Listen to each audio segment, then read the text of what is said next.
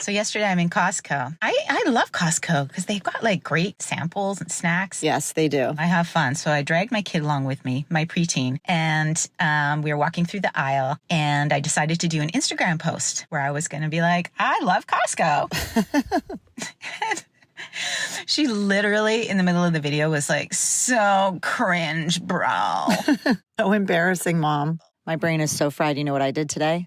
Sent an email, signed it off, my best, comma, Smelly. Smelly, Smelly, not Shelly. It's also not the first time that I've done that. Oh my God, I love that. Can I call you Smelly from now? I think you should 100% call me Smelly, and I'm going to tell you you're cringe and call you bro. Be happy, happy, happy.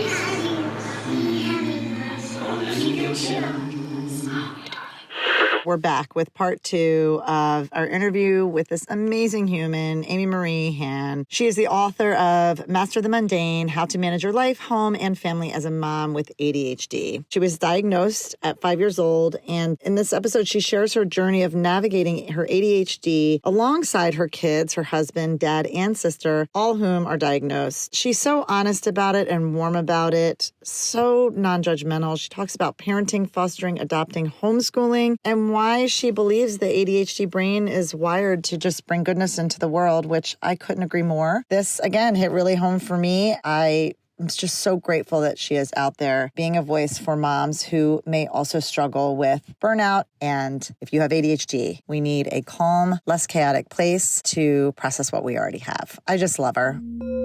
This is making me so emotional because, you know, one of my children is everything that you are describing, extremely creative, just has so much interest in things. But when you were talking about the shoes, like I've spent so much money on so many articles of clothing where we've gone into the store and she said, yeah, I like it. And then all of a sudden, no, it's too tight or it's too itchy, and never wears it and only wears one pair of leggings the entire school year, and holes, and or wanting to leave in the morning and getting everything done, and then all of a sudden wants to have like a love fest with the dog. And there's so many things that you're describing that are exactly my child. So this is really very helpful for me to hear this, because I, as a parent, it reminds me that I need to just make more time for her.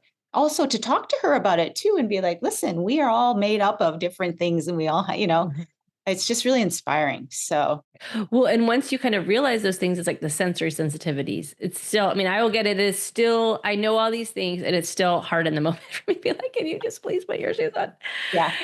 To be empathetic. And I don't get it. But also knowing that like I know for Libby, she needs a lot of, just like I do, I'm the same way. In order for me to be more regulated and be in a good mood, I need a lot of sensory input. So like right now I'm doing a fidget toy under the table because I need to wiggle and I need to move. So it's like so when I talk about like space and time, once you understand that there are these needs or these things, if you do proactively, then the behaviors are going to get so much easier, that she's going to be less irritated, less agitated. With my daughter, so we're thinking about sports. I'm like, okay, we're going to try swimming this year. I'm like, I think that will help her. We try to go on walks. I try to get her out to go roller skating. It's like, I know if we're doing those things consistently, her behavior is going to be better, but she's also going to be less agitated. She's going to be, beyond just giving her medicine. She takes ADHD medicine, but there are these things that I can do. So it's like knowing that those proactive things of me helping her and supporting her. I also have a bunch of stuff I do for myself that take time and energy. So it's like because I know that I'm trying to care well for my child, like those things take time on my calendar, on my schedule. I mean, not tons of time, but it's like when I think about my life in my day and how much work I can get done, how many hours, it's like I know that I have to kind of make time for those things in order to support her. So that's kind of what we're talking about, like the plates. Right. And you kind of are like, okay, there's this need, it's not going away. And if I don't address it proactively and support her, then it's going to be really hard. As you try to push through and just like, well, I'm going to just function like everyone else. And a lot of families are just completely overscheduled. So it's like you're trying to do these things and think everyone else should do them. but it just doesn't work out. That everyone's grumpy or you're cranky or you're dysregulated and then they're dysregulated. And so it's not just about being productive and getting this stuff done, but it's also being able to being regulated yourself so that you can support your kids. Do you, with your program, do you help moms create a design or help them design how their family would function during a day? Like, for example, like how you as a family would get out of the house as a family of 5. Yes. So I focus on being on top of kind of I talk about home management, like the basic home management task. And that looks different for every family. So I'm not saying this is the system. I help you design the system. So I talk about kind of moving out of chaos. So we're like, let's make the days less chaotic, and then the weeks, and then the months, and then the seasons. So we kind of create some structure, because what happens is if you talk to any psychiatrist or psychologist about your child, they're going to tell you they need structure and routine. But then moms with ADHD really struggle creating structure and routine. So I kind of break it down into like a step-by-step thing, because what happens is, like I said before, they want to change everything at once. And so they get really overwhelmed and they make things way too complicated.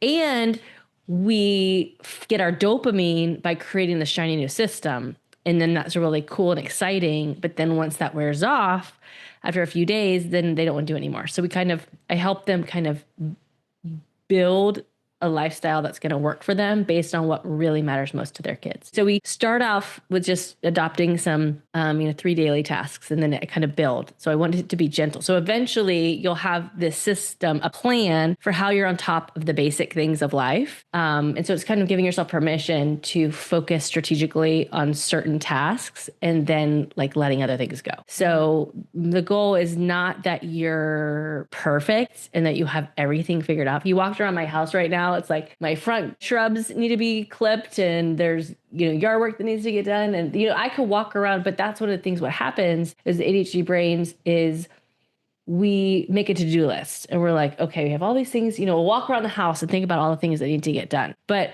our brain is always going to go to the most novel thing, the thing because that's the most interesting. So you're like, oh, okay, I need to plan my Christmas decorations out or my fall decorations because that's the most fun thing. But what are you having for dinner? Do these things that are not urgent or necessary, but they're fun and you feel like you're productive because you thought about this thing and it was on your to-do list, but it wasn't really essential to the like basic functioning of your family. So I kind of help you say like, let's ignore all of those random things and instead get our novelty from things that are actually fun, and instead just get good at doing the things that you need for your family to function. So like focus on the things that matter and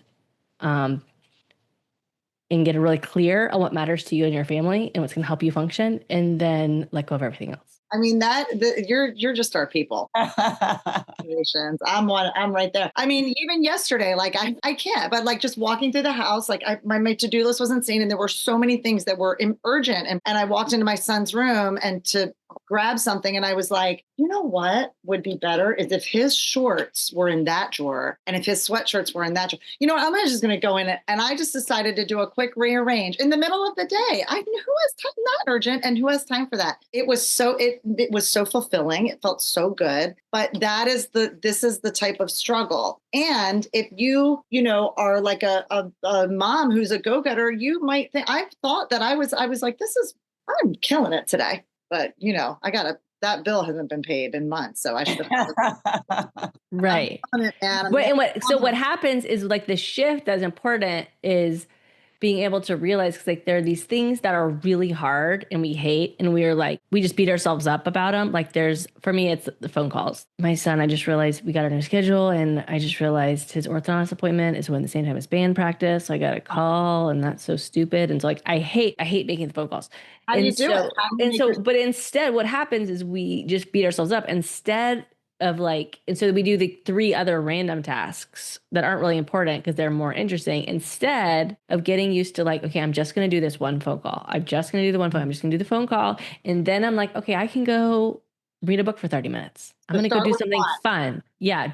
But it's the shift of not beating yourself up and then learning to reward yourself, being proud of yourself. Like I made the phone call. Because if you focus on fewer things and you're more strategic and you're like, okay, I'm going to let it go if that drawer is not perfect for right now, because I know I need to get good at the basic things that are really going to help lower the chaos factor of my life, because that's the idea. It's not about getting everything done. It's about lowering the stress and anxiety that you experience on a daily basis of feeling like you're going to drop balls. So let's focus on like the things that really matter and get good at those and be proud of ourselves when we do things that are hard instead of beating ourselves up. I know. And it feels so like you're right about the phone calls, and you make the phone call, you reward yourself with a 30-minute read or with creating your Christmas decorations. Mm-hmm. But you're right. It is one thing at a time. And it does allow you to feel proud versus doing what maybe a mom who doesn't struggle with executive functioning might be able to do with their list. Also, part of it is like realizing that a lot of people that don't struggle with executive functioning don't have that crazy long list. So it's kind of like the blessing and the curse of that creative brain that you have this, you see all the possibility and you think all the things and you have all this. It's not that everyone else has the same to-do list and they're just crushing it. It's that your expectations of what you can accomplish in a day are unrealistic, because that's executive functioning. Executive functioning is, prioritization, the ability to look at the list and know what matters.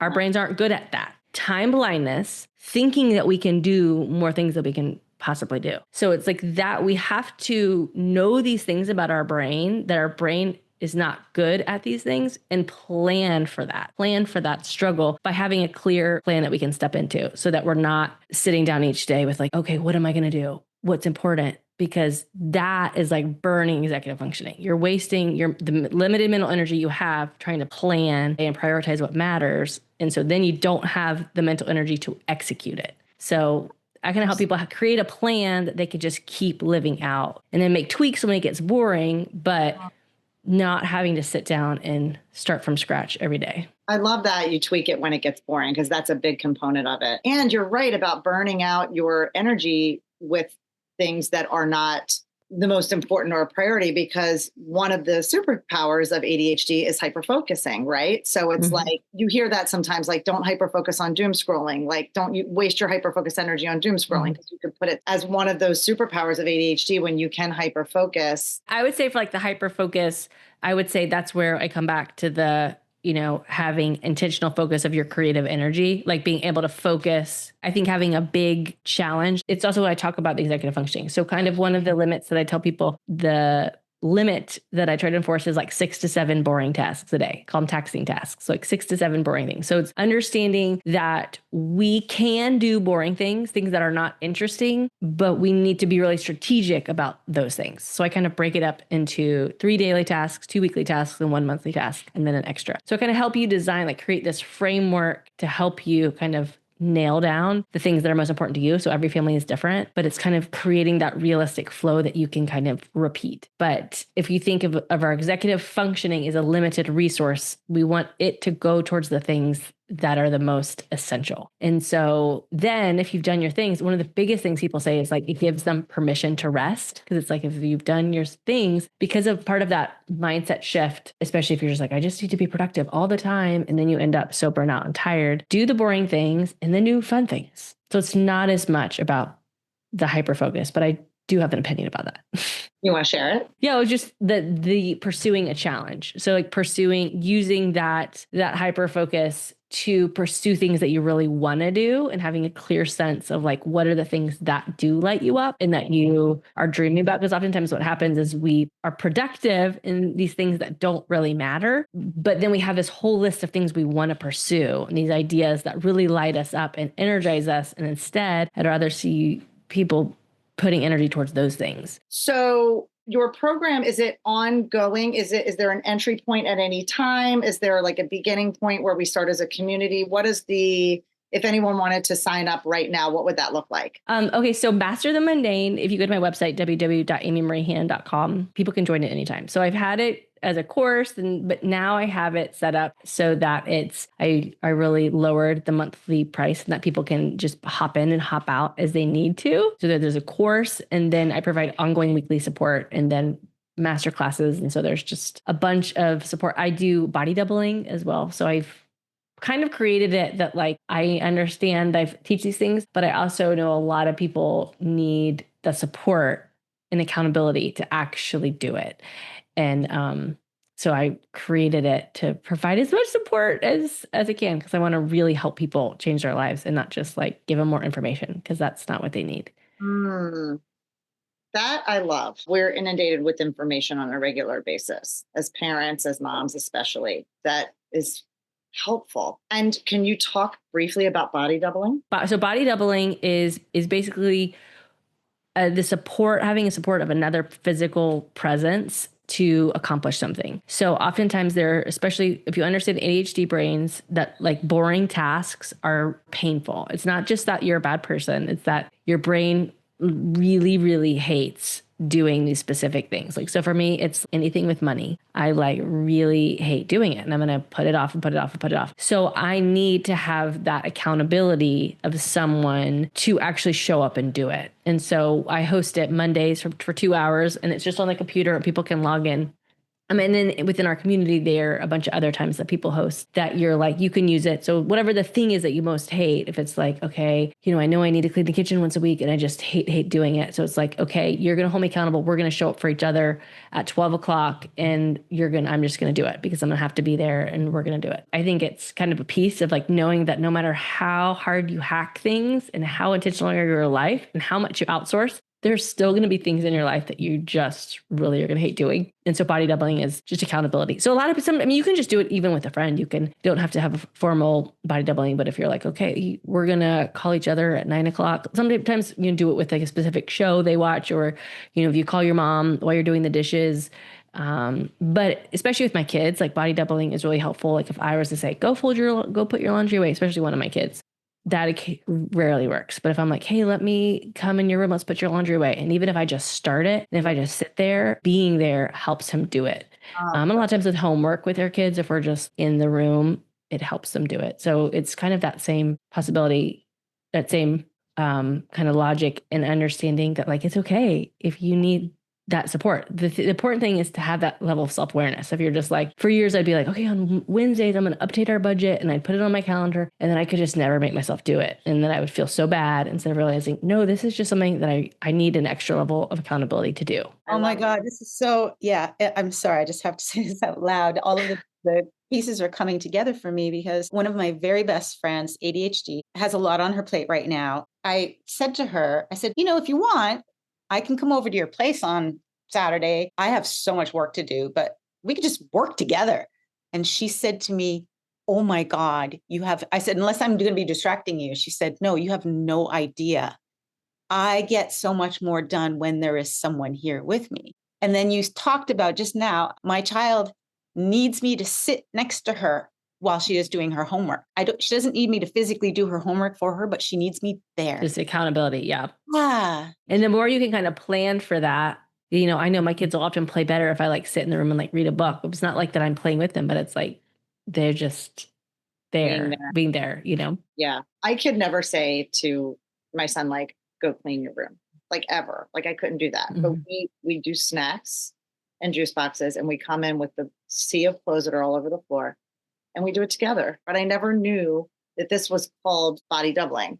And I never knew that it was accountability related. Well, and it's the same thing. So like what I started with the beginning, that like so much of it is taking those parenting strategies and applying them to yourselves. So it's like, we were raised that like, okay, go clean your bathroom. And it's like, okay, you would just, because what happens with ADHD brains, if it seems too hard or it's too boring, we just ignore it. We won't do it. And so knowing those things it's okay we have to be brutally honest with ourselves. There's things that like, that feels too hard or too boring, or I just really hate it. We have to be intentional about how many of those things we're trying to make ourselves do, first off, because it does, we can't body double for every single task, but the things that are the most important, you're like, okay, I have to look at my finances, pay my bills. Like those are essential tasks. It's worth putting the energy in of like, okay, I'm going to do this every Wednesday at 9, but I know I need support because I don't trust myself. I know that my brain will find something else to do because that's like a survival mechanism. So like, we know that, we see that in our kids, but we have to like give ourselves permission to like, okay, we need that too. So much honesty with self and being able to do that. Do you feel feel sense of like great gratitude for what you're actually doing for moms and what you're actually providing in the space you're holding for moms that are either neurodivergent or that struggle with managing households? I mean, do you feel so proud of yourself? Because you're really kind of trailblazing here. I mean, you're really stepping out and you're so present online. And I know I've expressed how thankful I am that you're doing this, but also, I wonder for yourself being able to like kind of turn the mirror around a little bit. Sense, not turn the mirror around, but you know what I mean? Look in the mirror and just say like, hey, I feel really happy that I'm putting out what I'm putting out there. I do. And I'm so thankful for that. I did sales for a long time. It's like, I realized when kind of my life imploded and I started rebuilding, I was like, I need to be really helping people. Like I want to create something that I don't just want to, there's so many people selling you plans to build on social media and make all this money. And it's like, I have ambitious goals, but I also really want to help real people. And so I was actually, a friend asked me about the book the other day, and I was like, I feel like I'm ready for people to start reading it. It is hugely helpful, empowering, and inspiring when I actually hear from real people saying like, this is actually really helping my life. It's helping my families, has less stress. I am calmer, I'm kinder, I'm like showing up, and for you to be more confident. And so it is an absolute gift and privilege to be able to do that. And with coaching people too, like every time I have host a weekly coaching call in my community, and it's like, I just love the women that I work with, and it's an honor to be able part of their life and their family. And so yes, I'm immensely thankful. And I tell people too, that like, there's nothing better than like following your heart. I mean, it took from a financial standpoint, building the business aspect, I was like, okay, I kind of knew who I wanted to help and what I wanted to do, and I wanted it to matter, and I wanted to have boundaries, but like actually building the thing took a lot of time. A lot of people didn't get it. I launched Master the Mundane. I'm so bad at years. It's like been almost 3.5 years, but I'd been building a presence online for a lot longer than that. At that point, I had like 10,000 followers. I not that I was a master on Instagram, but I kind of figured out how to show up on Instagram at that point. It takes time, but it is so rewarding to have built something that you're truly proud of. And I kind of always felt that when it was hard, and I was like, okay, it'd be great if I could make some money doing this thing that I'm doing. I always knew that what I was I was proud of what I was doing. I was proud of what I was putting out there. And I was proud, even if I was just getting little tidbits. I feel like I got really good feedback. Anyways, I'll tell you if you're in a similar place, just to keep going, because it is incredibly rewarding to be proud of the work that you're doing. So inspiring. And Shelly and I talk a lot about it, how important it is for me to feel like I am in service. I think especially for moms with ADHD, I encourage people I do an entrepreneur call once a month. And so a lot of women are entrepreneurs and try to think through things. And so I talk a lot about scalability and being able to build a business that scales. But at the heart of it, I think the biggest thing that helps you, just like I talked about with the body doubling, being able to be accountable to other people, like having other people. We're at heart very service oriented, and it is so much more motivating to keep showing up for other people when there is a service aspect, when have a very clear idea of who you're helping, and it enables you to really show up. Kind of provides that accountability too, of like kind of creates that structure and routine and rhythm that we really need. Would you say that your kids could also be body doubling for you subconsciously? Like you just talked about like being in service. Like if I'm a mom, I'm in service to my kids. Are they sort of holding us accountable in a way? Do we look at them as that in a way? Yeah. I mean, I think just sometimes knowing that need, like there's a lot of times with my kids, sometimes like when I'm making dinner, sometimes I just want everyone to leave me alone. But sometimes I'm like, I just need someone to be in here with me. So sometimes there's like the presence, but also I think for a lot of the work I do, one of the main motivators is people are like trying to help their kids. And I'm like, until you really understand it, until you really embrace these things for yourself and learn how to set boundaries and take care of your own ADHD, it's going to be impossible to support your kids. So I think it kind of works both ways too, because as you create routine and rhythms for your kids, you're supporting them. ADHD kids really learn through modeling. So everything that we do, we're teaching them how to do life. 100% reciprocal in like so many ways. Perfect. Oh my gosh. So Amy, your book launches September 10th. Mm-hmm. You can pre-order it now. It's available for pre-order, but it will ship on September 10th. Okay, so you can pre-order now. Where do we pre-order that? On your website or?